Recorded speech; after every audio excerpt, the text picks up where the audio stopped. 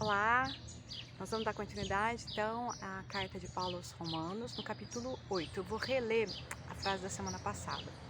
E aquele que examina os corações sabe qual é a intenção do Espírito, e é ele que, segundo Deus, intercede pelos santos. Aqui eu vou fazer uma outra reflexão a partir dessa frase. Então, Deus sabe qual é a intenção do Espírito, a intenção. A gente ainda vive uma organização social em que o mal, a hipocrisia, faz tão parte que às vezes a gente fica indignada, pela incoerência, pela falsidade, pela injustiça, né? E Paulo já sabia o quanto isso não existe, na verdade. São só aparências, são só trechos de uma parte da nossa história. Então eu erro e ninguém fica sabendo. Eu erro e tenho uma cara de bondade, né? E isso irrita quem sabe que eu estou errando. Mas a verdade espiritual não parou aí, de jeito nenhum. É justamente o meu erro que vai ser aquela pedra no meu sapato que eu vou ter que tirar, aprender com ela para poder continuar, né? Sem superar os nossos erros, não tem evolução espiritual. E aí Paulo continua: e sabemos que todas as coisas contribuem juntamente para o bem daqueles que amam a Deus. Então, para quem vai trabalhando pelo bem, a espiritualidade também vem trabalhando por nós, né? Daqueles que são chamados segundo o seu propósito, né? Quando a gente está afinado com o propósito de Deus no nosso coração, né? Toda a espiritualidade trabalha conosco. Tem uma frase do Arthur Valadares que eu gosto bastante, que é assim: quando eu faço uma oração, eu busco o alto, mas quando eu faço bem, o alto me busca, né?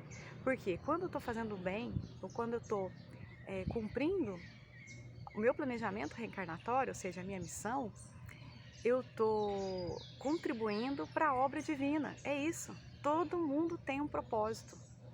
A hora que eu encontro o meu propósito, a hora que eu fluo nele, as coisas vão... eu vou ser aquela pessoa que faz parte do exército divino. Então eu também sou ajudada, obviamente. Ele segue: porque os que antes conheceu, também os predestinou para serem conformes à imagem do seu Filho, a fim de que ele seja o primogênito entre muitos irmãos. Então aqui Paulo está falando para a gente daqueles irmãos, né, daqueles espíritos missionários que vieram antes de Jesus.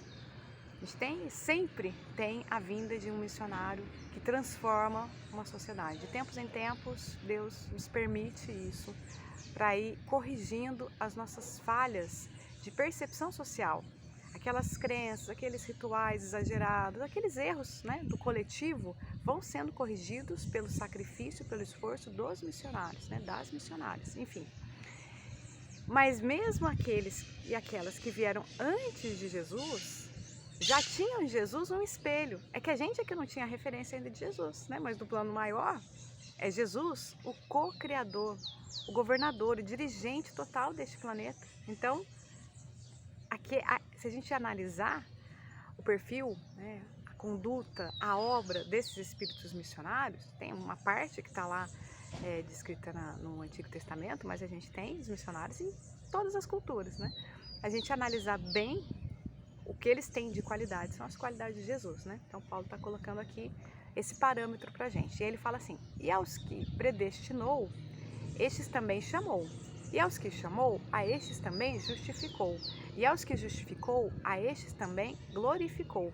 Bom, o escrito de Paulo, o jeito, né, dele falar, é um jeito poético, cadenciado, assim, uma narrativa que vai uma coisa levando a outra. Então ele fala da predestinação, do chamado, da justificação e da glória. São 4 momentos, digamos assim, daquelas pessoas, né, daqueles espíritos que seguem de fato a vontade divina.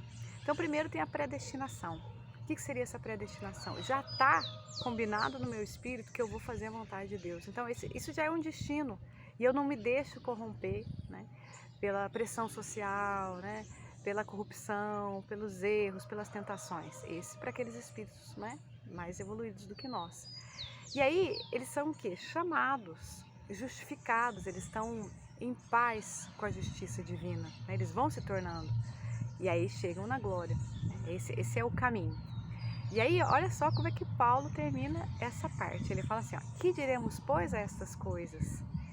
Se Deus é por nós, quem será contra nós? Esta frase, muito famosa, muito importante, vai guiar muito da nossa relação com a vida e com a superação dos medos desnecessários. Mas a gente fala disso semana que vem.